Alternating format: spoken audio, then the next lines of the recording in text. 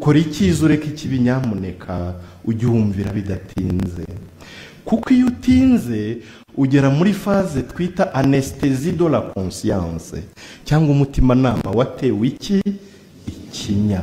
Umutimanama watewe ikinya rero ukora ikibi ntugire ikibazo, ukora ikibi ntiwicuze, ukora ikibi ukumva umutima ntukurye. Uwo mutima ndabwiye Uhoraho ngo azawubarinda ubu n'iteka ryose. Uwo mutima mbwiye Uhoraho ngo azawundinde ubu n'iteka ryose.